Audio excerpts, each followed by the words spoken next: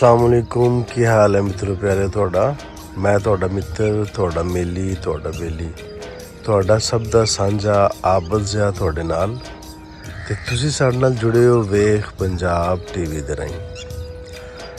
ਮਿੱਤਰ ਪਿਆਰਿਓ, ਪਿੰਡ ਦੀ ਜਿਹੜੀ ਸਵੇਰ ਹੈ, ਸੱਜਰੀ ਸਵੇਰ, ਇਹਦਾ ਮਜ਼ਾ ਹੀ ਕੁਝ ਹੋਰ ਹੈ।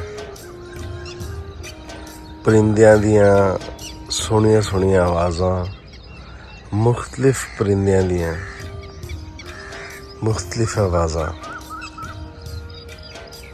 दिल नूं बड़ा परछाउंदे ने।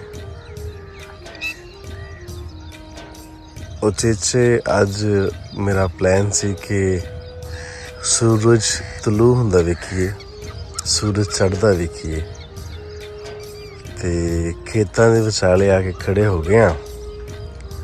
सूरज ने थोड़ी जी अख विखाई, पर बदला ने आख्या नहीं, हजे साडी वारी है, हजे साडा वेला है, सानू थोड़ा जिहा मन परचाउण दे, फिर तेरी वारी आउणी है।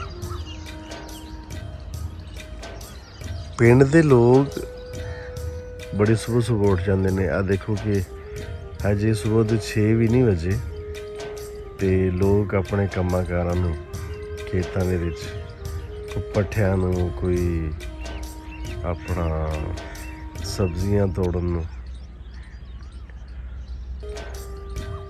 ਲੋਕ ਜਮ੍ਹਾਂ ਹੋਏ ਨੇ। ਮੈਂ ਇਹ ਸਮਝਦਾ ਕਿ ਜਿਹੜੀ ਪਿੰਡਾਂ ਦੀ ਲਾਈਫ ਹੈ ਉਹ ਬਹੁਤ ਖੁਸ਼ਗਵਾਰ ਵੀ ਹੈ ਤੇ ਬਹੁਤ ਹੈਲਦੀ ਲਾਈਫ ਹੈ।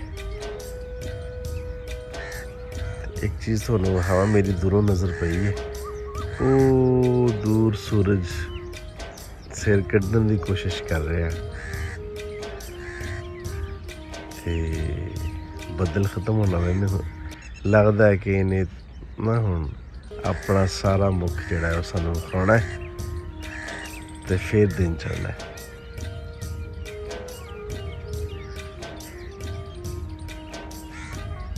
पखेरू अपने रोज़गार दे लई, अपने चोवे दे लई, अपने बच्चों नूं चोवा देण लई, अपना ढिड भरन लई निकले ने आपदे आलणियां चों ते कोशिश कर रहे ने रिस्क दी। हाय,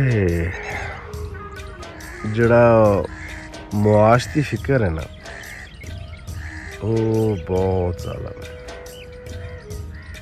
सुना सा किसी नूं कदी रिस्क की थोड़ ना दे। जिवें आ चढ़दा सूरज है, एवें सारी दुनिया दे जिंदगियां च हमेशा चढ़दा सूरज रहे,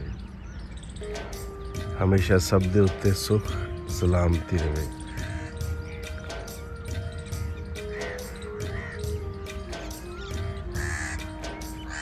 अब तुसीं सुन रहे होगे कावां दियां, टटेरियां दियां, चिड़ियां दियां आवाज़ां। आओ तुहानूं थोड़ा जिहा टुर फिर के विखाने आ।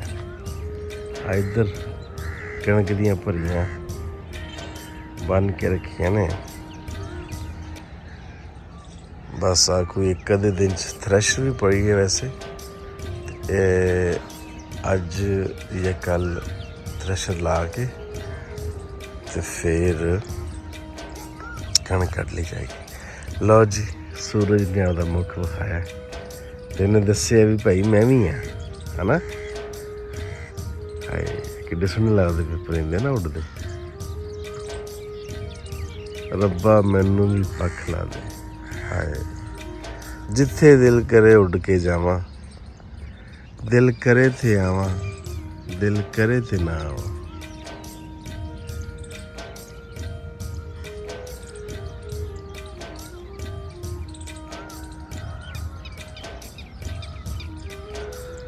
वाह जी, रब दे नज़ारे, रब दे जेड़े बनाए हुए जी ने, रब दे बनाई हुई जिन्नी मखलूकां ने, ਉਹ ਸਾਰੀਆਂ ਹੀ ਬੜੀਆਂ ਸੋਹਣੀਆਂ ਨੇ ਹਨਾ। ਲਓ ਜੀ ਪੱਠਿਆਂ ਦੀ ਪੰਡ ਚੁੱਕ ਕੇ ਬਤਾ ਸਿਰ ਤੇ ਮਾਸ਼ਾਅੱਲਾ ਢਿੱਲਾ ਹੀ ਜਾ ਰਿਹਾ ਜਵਾਨ। ਲਓ ਜੀ ਸੂਰਜ ਫਿਰ ਚੜ੍ਹ ਆਇਆ ਜੀ। ਸੂਰਜ ਨੇ ਆਪਦਾ ਮੁੱਖ ਵਿਖਾਤਾ। ਉਹਨੇ ਕਿਹਾ ਜੀ ਲਓ ਫਿਰ